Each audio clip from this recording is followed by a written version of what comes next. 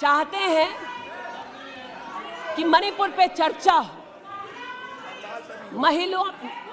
मणिपुर पे चर्चा करने के लिए बार बार पार्लियामेंट्री अफेयर्स मंत्री ने गुहार लगाई, बार बार देश के गृह मंत्री ने कहा, हमारे श्रद्धेय राजनाथ जी ने भी कहा कि आप मणिपुर पे सदन पर चर्चा कीजिए, हम चर्चा के लिए तैयार हैं, भागे ये, हम नहीं, भागे ये और हम नहीं। और भागने के पीछे कारण क्या? क्योंकि गृह मंत्री जब बोलने लगेंगे, परतें जब खुलने लगेंगी, तब ये मौन साध लेंगे। मौन मुद्रा का उल्लेख हुआ था, मौन थे ये लोग कई चीजों पर और आज भी हैं। अध्यक्ष महोदय, मेरे हाथ में KPMG की एक रिपोर्ट है जो इनके कार्यकाल से संबंधित है, जो कहता है कि करप्शन की वजह से यूपीए की कार्यकाल में हमारे देश की जीडीपी की ग्रोथ को 9% का नेगेटिव इम्पैक्ट होगा। ये अंतर्राष्ट्रीय एजेंसीज बोल रही थी, लेकिन ये चुप थे, आज भी चुप हैं। जो लोग जीरो लॉस थ्योरी सिखाते थे, आज उसी कांग्रेस के एक नेता को कोयला घोटाले के लिए सजा हुई है और वो चुप है। लेकिन चुप और बहुत सारी चीजों में रहे महोदय। 2005-06 में यूपीए की सरकार को यह ज्ञात हो गया था कि खुले में शौच करने की वजह से महिलाओं का बलात्कार हो रहा है। 2005-06 में इनको पता था, ये सरकारी सर्वे में ज्ञात हुआ है, लेकिन ये चुप थे।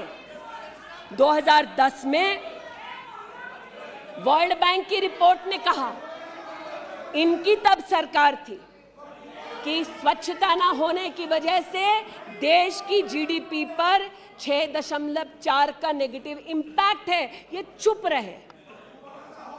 महिला का बलात्कार खुले में शौच में हो रहा था, इनको पता था, ये चुप रहे। 2014 तक देश में केवल 39% आबादी को इन्होंने टॉयलेट की व्यवस्था सुनिश्चित करके दी। 2019 तक 100% कवरेज हुआ। 110 मिलियन टॉयलेट।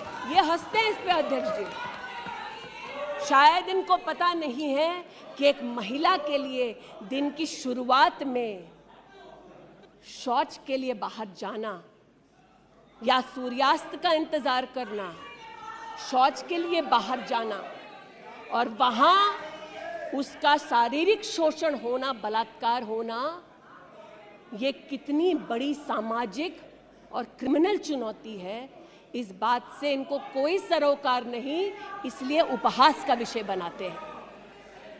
आज मुझे ये कहते हुए शर्मिंदगी है कि मैं यहाँ पर कह रही हूँ कि खुले में शौच करने वक्त औरत का बलात्कार होता है, ये उपहास उड़ा रहे हैं और महिला उपहास उड़ा रही है। शायद यही लक्षण है कांग्रेस नित अलायंस के कि औरत का बलात्कार हो तो ये हंसे, भारत माँ की हत्या की बात हो तो ये यहाँ पर तालियां पीटे, ये कांग्रेस का लक्षण है।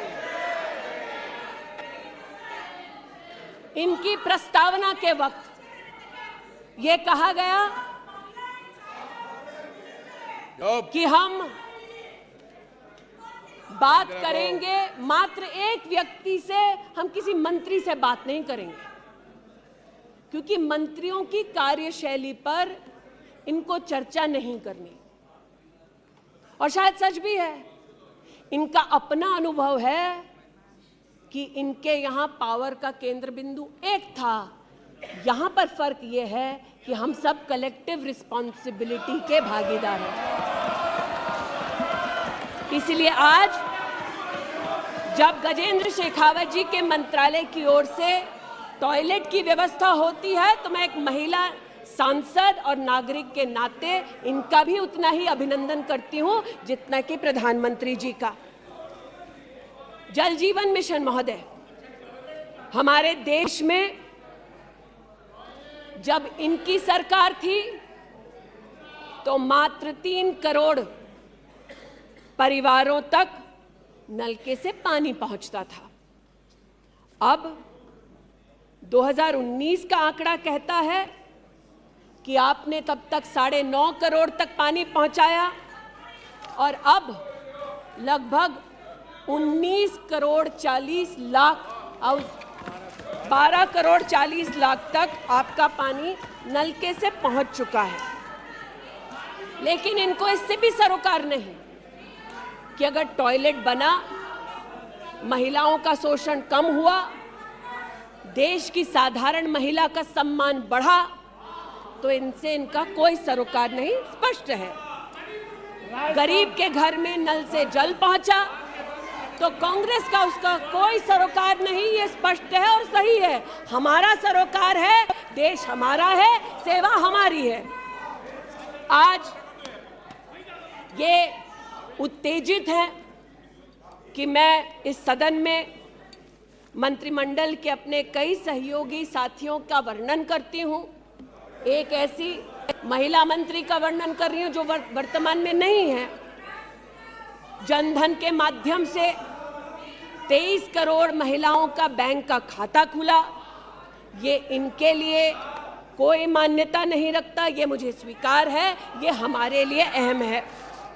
मुद्रा के माध्यम से 40 करोड़ लोगों को जो जीवन में कभी व्यवसाय नहीं कर पाते थे, जिनके पास कांग्रेस की पर्सनल डायलिंग मशीन नहीं थी, उनको मुद्रा का लोन मिला। 27 करोड़ लोन महिलाओं को दिए गए।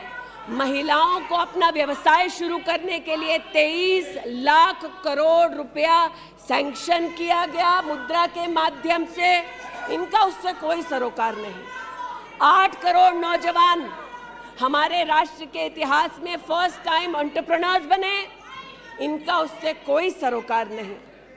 1,80,000 अकाउंट्स में स्टैंड अप इंडिया का 40,000 करोड़ का पैसा दिया गया। 80% महिलाएं। प्लीज, क्या तरीका है? इंडिया टीवी हर वक्त हर जगह डाउनलोड करने के लिए सर्च करें India TV news Google play store या ऐप स्टोर पर।